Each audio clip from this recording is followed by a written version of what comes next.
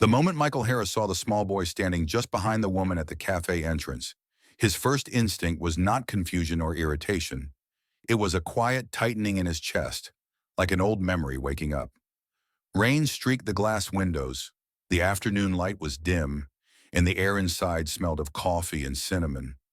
But time seemed to pause as the child pressed his hands over his ears and rocked slightly, overwhelmed by the noise. This was not how the date was supposed to begin, and yet something deeper than surprise settled into Michael's heart, something that would change all three of their lives forever. Before the story continues, take a moment and ask yourself this. Do you believe kindness can still change people, and that second chances can arrive when we least expect them? If you do, please like this video, share it with someone who needs hope, comment your thoughts, and subscribe to the channel for more real, heart-touching stories like this. Michael was 38, a widowed single father who had spent the last 6 years learning how to be both mother and father to his 8-year-old daughter, Grace. Life had taught him patience through exhaustion, humility through grief, and love through daily sacrifice. When his sister encouraged him to try a blind date, he agreed not because he was hopeful, but because he was tired of hiding from life. He had been told the woman's name was Sarah Mitchell, a nurse, also single, kind, and cautious. No one mentioned a child, and Michael hadn't asked. He had learned that assumptions were dangerous, but expectations were worse. Sarah stood frozen for a second when she saw Michael's expression, her face flushing with embarrassment and fear. She had almost canceled the date that morning after her babysitter failed to show up. Her son Noah was 7 years old and autistic, sensitive to noise, unfamiliar places, and sudden changes. She had debated sending a message to explain, but fear stopped her.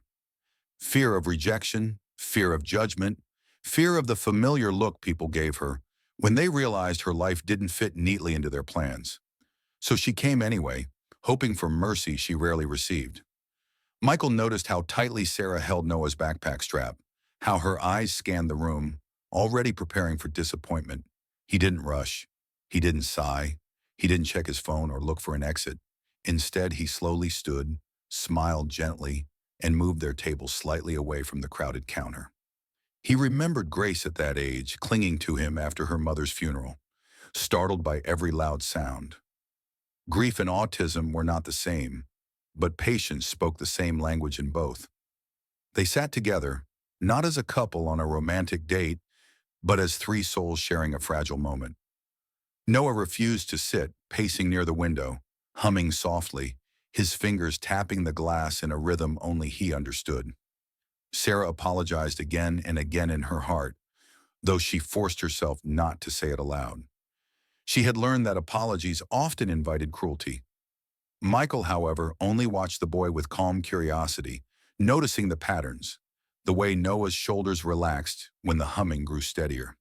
The minutes passed, and something unexpected happened. Noah stopped pacing and became fascinated by the small sugar packets on the table. He lined them up carefully, arranging them by color. Michael quietly slid a few more packets toward him, not interrupting, not correcting. That small gesture landed like a miracle in Sarah's chest. She had seen impatience, pity, even anger before, but never this gentle understanding from a stranger.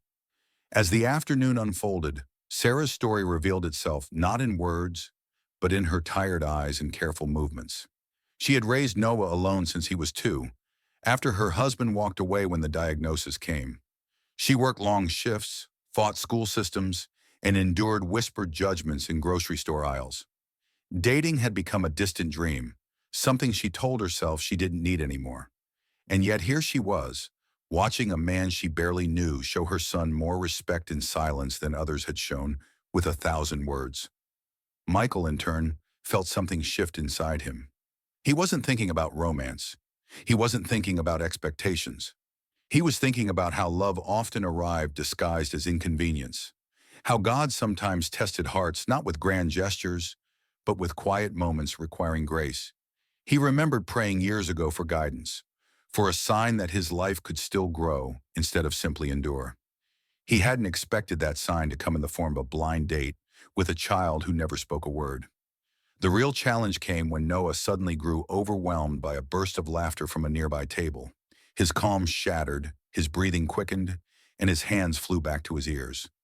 Sarah's body tensed instantly, years of survival instinct kicking in. She prepared for stares, for complaints, for the inevitable moment someone would ask her to leave. Her heart pounded with shame she didn't deserve but had carried for too long. Michael didn't move away. He didn't look embarrassed. He leaned forward slightly, lowered his voice, and gently placed a napkin folded into a small square near Noah's sugar packets, giving the boy something new to focus on without forcing interaction. He then shifted his chair just enough to block some of the noise. It wasn't perfect, but it was enough. Noah's breathing slowed. The storm passed. Sarah felt tears burn her eyes, not from sadness, but from relief so deep it hurt. In that moment, she realized she wasn't being tolerated. She was being respected. For the first time in years, she wasn't alone in managing the world around her son. The date didn't end with fireworks or romance. It ended with something better: understanding. When they finally stood to leave, Michael didn't make excuses or vague promises. He simply helped Noah gather the sugar packets, wished Sarah a safe drive home, and asked if he could see her again, with Noah included. No conditions, no pressure, just acceptance. Life didn't magically become easy after that day. There were hard moments, canceled plans, misunderstandings, and fears that resurfaced. But Michael showed up every time, not as a savior, but as a steady presence. He learned Noah's rhythms, celebrated small victories, and never treated him like a problem to be solved. Grace, Michael's daughter, met Noah with innocent curiosity and kindness, forming a bond that taught both families what healing looked like in action. Sarah struggled with trust. She waited for the moment when Michael would finally decide it was too much. But that moment never came.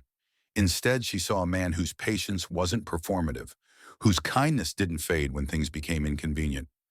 She saw faith lived out quietly, consistently, the way love was meant to be.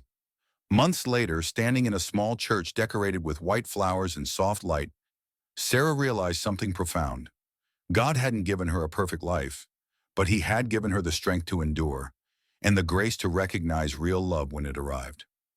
Michael wasn't shocked by her son. He was changed by him. And in that change, all three of them found a future they never imagined. Before this story ends, we have a special request.